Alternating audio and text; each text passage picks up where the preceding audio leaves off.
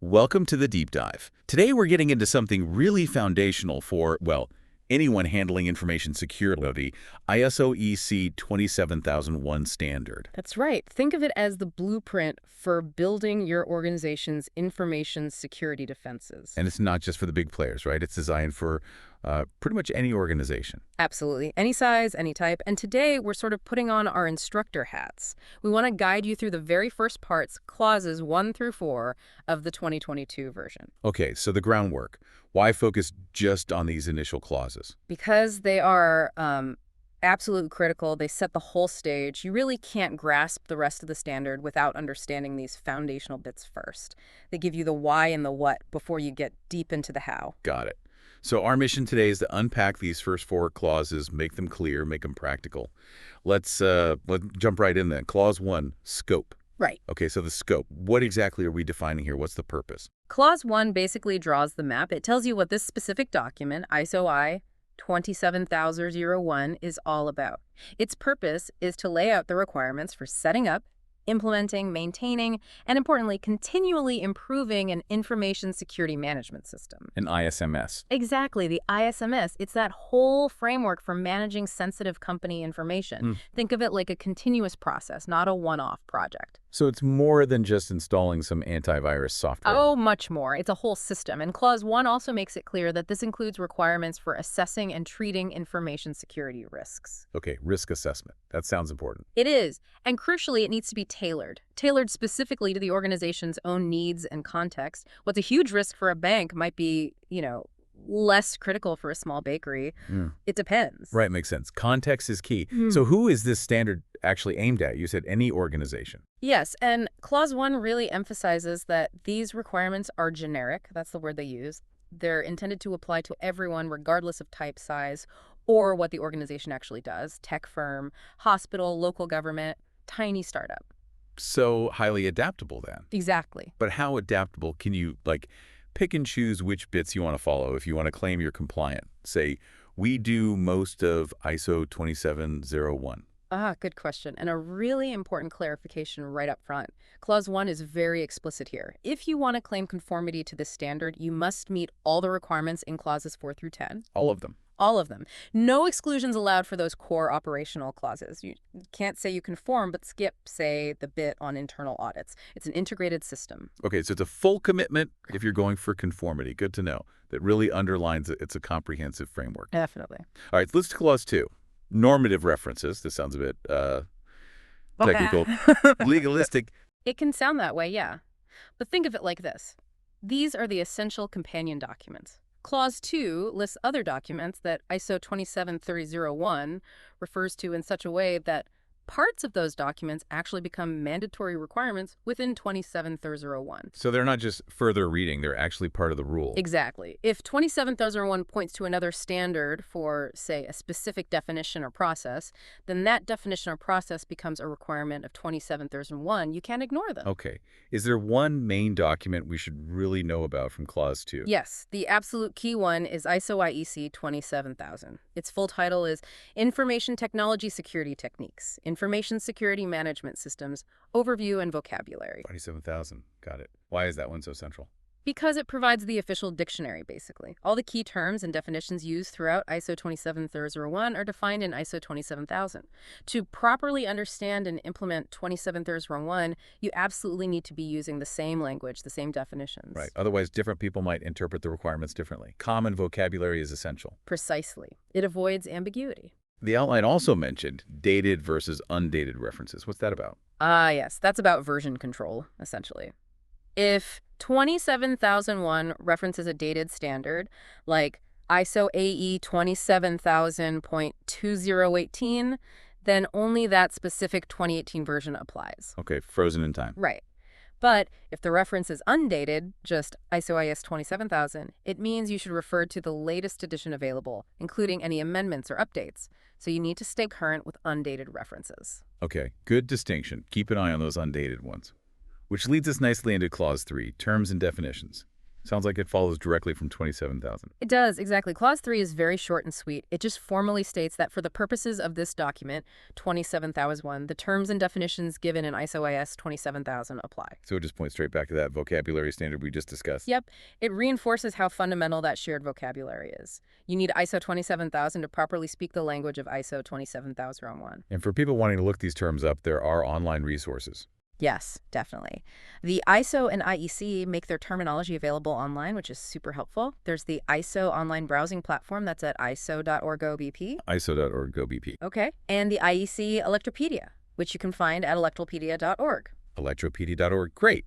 We'll make sure those are accessible. They're really useful if you hit a term and want the official definition. Absolutely. Getting the terminology right is clearly step one for interpretation. Okay, so we've set the scene, got the dictionary. Now clause 4, context of the organization. This feels like where it gets specific to my company, right? Exactly. Spot on. Clause 4 is where you start tailoring everything to your own unique situation.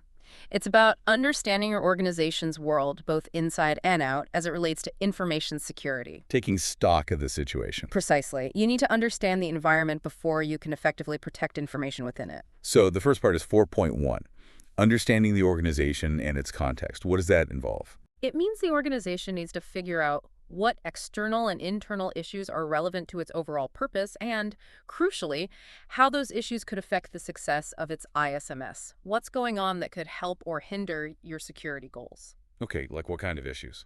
Well, external could be anything from new data privacy laws, market trends, competitor activities, technological shifts, even social factors. Internal issues might be things like your company culture, your structure, strategic direction, available resources, the specific technologies you rely on. So a broad look at the whole landscape. A very broad look. The standard even points towards ISO 31000 on risk management for guidance on establishing this context, although that's just a note, not a hard requirement itself. Okay, so understand the big picture first. Yeah. Then 4.2 is understanding the needs and expectations of interested parties. Who are these interested parties? Think stakeholders, anyone who has an interest in or could be affected by your information security. This could be customers, employees, suppliers, regulators, shareholders, maybe even the general public, depending on what you do. So you need to identify who they are. First step, yes. Identify who's relevant to your ISMS. And then figure out what they actually want or need from you regarding security. Exactly that. Okay. What are their requirements and expectations? These could be formal, like legal obligations or contractual clauses about data handling. All right. Or they could be less formal, like customer expectations around privacy. The standard mentions legal, regulatory, and contractual requirements specifically as examples. And once you have this list of requirements from all these parties, do you have to address every single one in the ISMS? Not necessarily every single expectation someone might have. The organization needs to determine which of these identified requirements are relevant and which of those relevant ones will be addressed through the ISMS. You need to make a conscious decision.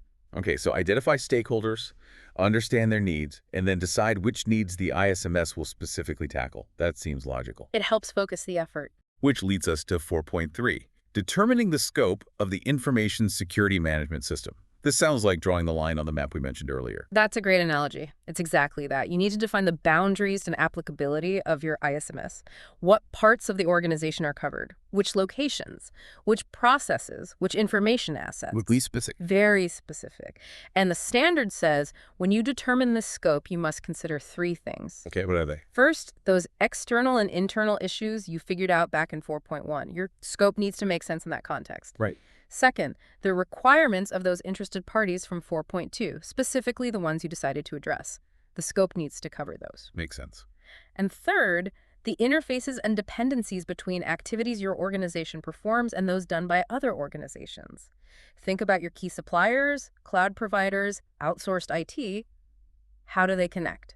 That needs consideration in your scope. So it's about linking the scope back to the context, the stakeholders, and any critical external connections. Exactly. It ensures the scope isn't just drawn arbitrarily. And critically, it says the scope must be documented information. Why the emphasis on writing it down? Clarity in communication. Having it documented provides a clear, agreed-upon statement of what's in and what's out. It's essential for everyone inside the organization and also for external parties like auditors or partners. It avoids confusion. It's the official boundary marker. You could say that, yes, a foundational piece of documentation. Okay. And finally, within Clause 4, we have 4.4, Information Security Management System. What's this last piece? This is really a short summary statement.